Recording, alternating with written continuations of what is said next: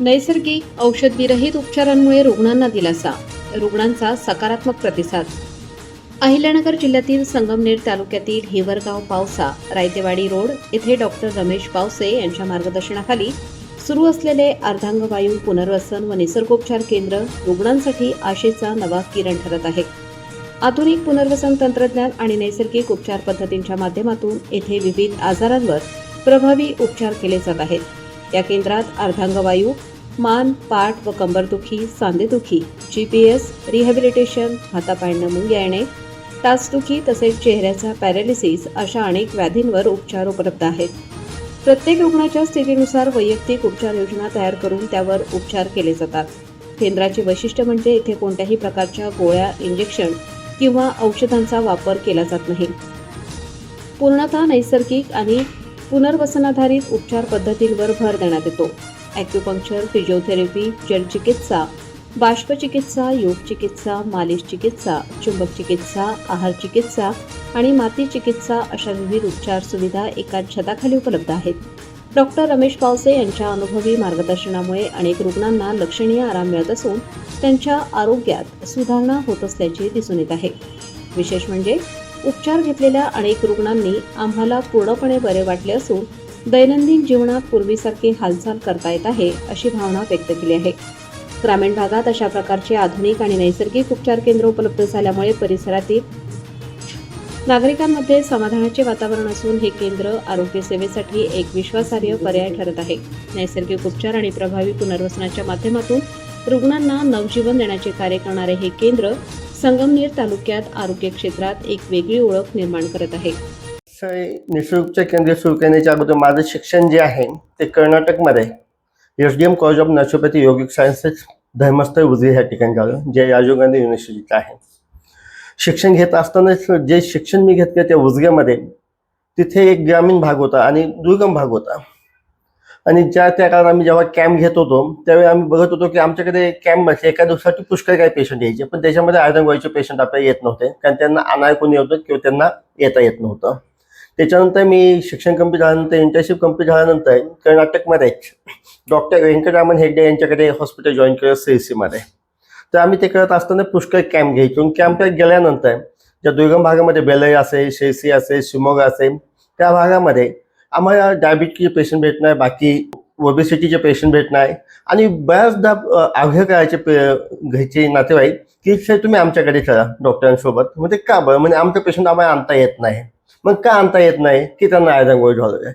मग तिथून पण जेव्हा आम्ही खोलामध्ये गेलो तर खरं म्हणजे बाकीचे आजार आणि अर्धांगवायू याच्यामध्ये फार मोठा फरक आहे. जसं कॅन्सरचे पेशंट असतील, ताप येत असेल, पोटदुखीचे पेशंट असतील, ओबेसिटी पेशंट असतील, डायबिटिक असतील, ह्या पेशंट आपण सहजासहजी कुठेही नेऊ शकतो. परंतु अर्धांगवायूची ही जे पेशंट असतात त्यांना ने-आण करणे म्हणजे आज काय प्रत्येकाकडे चांगली म्हणजे गाडी असेल किंवा त्यांना त्यांच्यासोबत 2 माणसं असतील असं नाही. म्हणजे बाकीचे पेशंट त्या वेदना जास्त असतात पण ते दुसऱ्यांवरती डिपेंडंट कमी असतात. पण अर्धांगवायूचे हे जे पेशंट आहे ते दुसऱ्यांवरती डिपेंडंट असतात पण त्यांना वेदना नसतात. त्याच्यामध्ये हा फार मोठा फरक आम्हाला त्याच्यामध्ये जाणवला. त्याच्यानंतर मी कम्प्लिशन झाल्यानंतर मी डॉक्टर गुंजाळ, राधेश्याम गुंजाळ यांच्याकडे चंद्रपूर घाटामध्ये जॉईन केलं. जेव्हा आम्ही केंद्र शासनाचे आणि राज्य शासनाचे पुष्कळ काही कॅम्प घेतले, मी 140 पेक्षा जास्त कॅम्प ह्या भागामध्ये घेतले आपल्या पठार भागामध्ये.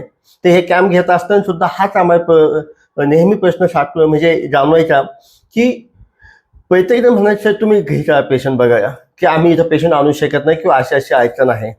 आणि मग त्याच्यानंतर असंच विचार करता करता की एक संकल्पना आहे की मग आपण असं एखादं निसर्गोपचार केंद्र किंवा एक पुनर्वसन केंद्र आपण चालू करूया. त्या माध्यमातून आज आपण या ठिकाणी डॉक्टर पावसे अर्धांगवायू पुनर्वसन व निसर्गोपचार केंद्राची स्थापना केलेली आहे. डॉक्टर सर, अर्धांगवायू म्हणजे नेमकं काय आणि ती होण्याची मुख्य कारणे कोणती, काय सांगा? सर, अर्धांगवायू म्हणजे की साधारणतः आपल्या शरीराची एक बाजू पूर्णपणे निकामी होणे किंवा तिची ताकद पूर्णपणे जाणे. आता येण्याची कोणताही आजार होण्याची आपले मुख्य 3 कारणे जाणवतात. ती म्हणजे मानसिक ताणतणाव, अयोग्य व्यायाम आणि आहार म्हणजे असंतुलित आहार, ही त्याच्यात मुख्य कारणे असतात. आता अर्धांगवायूचं पूर्ण कारण मुख्य कारण जे असतं ते ब्लड प्रेशर वाढणे किंवा मेंदूमध्ये रक्तस्राव होणे. त्याच्या व्यतिरिक्त त्याच्यामध्ये एखादा बबल, थ्रोम्बस होणे किंवा मेंदूवर रक्तपुरवठा न होणे अशी त्याची वेगवेगळी कारणं आपल्या त्याच्यामध्ये दिसून येतात.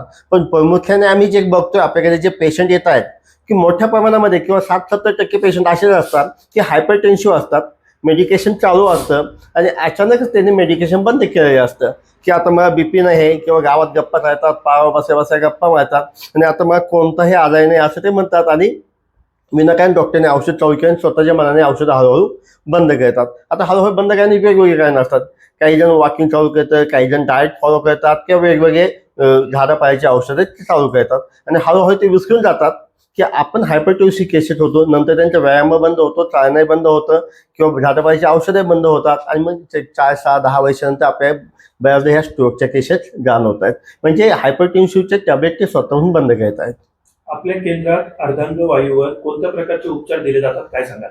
सर, आपलं जे पुनर्वसन केंद्र जे आहे याच्यामध्ये आपण जलचिकित्सा, बाष्पचिकित्सा, माती चिकित्सा, चुंबक चिकित्सा, ॲक्युपंक्चर, फिजिओथेरपी, आहार चिकित्सा आणि योग चिकित्सा ह्या माध्यमातून उपचार करत असतो. ग्रामीण भागातील रुग्णांना परवडेल असे आपले रेट आहेत. आपण नक्कीच सर. बघतो की 1000-1200 रुपयात आपण इथे राहण्यासह सर्व हो व्यवस्था हो, करीत पूर्ण आहात व्यवस्थित आणि ट्रीटमेंट. संपूर्ण थेरपी त्यात कव्हर करत आहात. हो. त्याबद्दल काय सांगायचं? सर, तर त्याच्या बाबतीत म्हणजे म्हणण्याचा उद्देश असा आहे की मला नेहमीच जण म्हणतात की सर तुम्ही 500 रुपयात ही स्पेशल रूम कशी काय देत आहेत.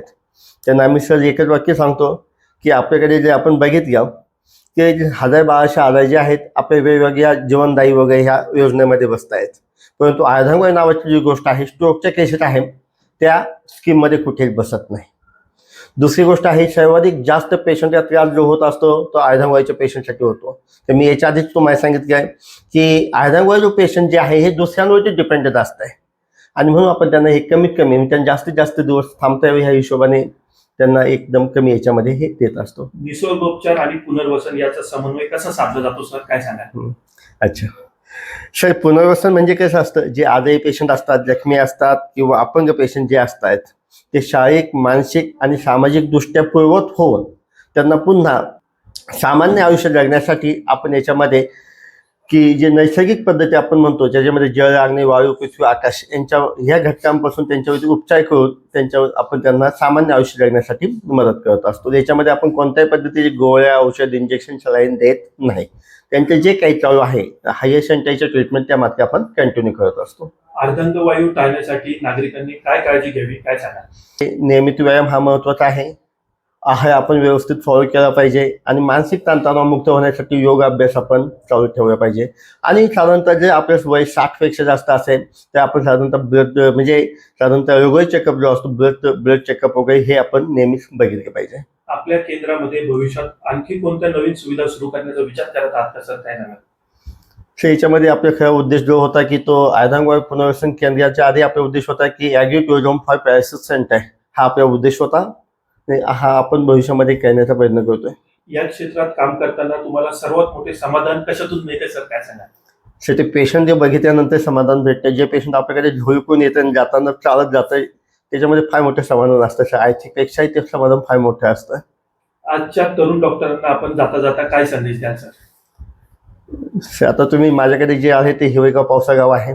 हे अतिशय म्हणजे एक खेडा आहे, खेड्यावरती आपण चालू केलं. तुम्ही सर्वांना असं सांगे की आपण शहरी भागात जाण्यापेक्षा ग्रामीण भागाकडे ज्या हे सुरू केलं तर अतिशय चांगले आहे. कारण माझ्याकडे अंदमान निकोबार असेल, गोवा असेल, पंजाब असेल, झारखंड असेल, इकडनं पण पेशंट खेडेगावामध्ये येऊ शकतात. आणि महात्मा गांधींनी आपल्या ह्यापूर्वी सांगितलेलंच होतं की खेड्याकडे चला आणि आज ते सत्य आहे की आपल्या खेड्याकडेच यावं लागेल. आशाबाई प्रकाश वागचौरे. आम्ही पिंपळगाववरून पाणीवरून आलो तर त्यावेळेस आम्ही खोळीत काढून पेशंट आणलं. तर मग त्याच्यानंतर आम्ही इकडं आल्यापासून चालाय पेशंट आमचं लागलं. चालायला लागल्यापासून मग थोडं आम्ही इकडे तिकडे फिरायला लागलो. मग रोड पोचर जातो इकडं येतोय, रोड पोचर जातो इकडं येतोय. आम्हाला बराचसा फरक पडला. 75% आम्हाला इकडं गुण आला. बाहेर आम्ही मेडिकलवरला होतो, आम्हाला तेवढं काही फरक पडला नाही एवढा. मेडिकलवरून आलो इकडं बराचसा फरक पडला. हा स्वतः डॉक्टर याच्या तिकडं तपासणी होती, सगळे व्यवस्थित होते. थेरपी वगैरे लावतात, सुया लावते, त्या मशिनरी सगळे लावतात. मला त्रास निघळ असा फिरल्या आणि झाला होता. साकूरवरून आलो आम्ही. साकूर मांड बोलतात आणि फिरता फिरता निकळा चक्कर आली आणि खाली बसून घेतलं. त्याच्यानंतर कसं मग मला आणलं हे मला सांगताच येणार नाही. आता मला आज छान वाटतंय. कालच्या धरून आम्ही इथं आलो. इथं आल्यानंतर त्यांनी थेरपी लावल्याकडून मोर नंतर आम्हाला बरंच वाटायला लागलं. मला GBS हा आजार झाला होता. मी डॉक्टर पावसे अर्धांगवायू पुनर्वसन व निसर्गोपचार केंद्र येथे आलो. तेव्हा मला उठता बसता व चालता येत नव्हते. आता मी जास्त वेळ बसू शकतो, चालू शकतो व उठून उभाही राहू शकतो. मला येथे चांगला फरक जाणवला. येथे नियमित व्यायाम केला व आता मला चांगला फरक जाणवला.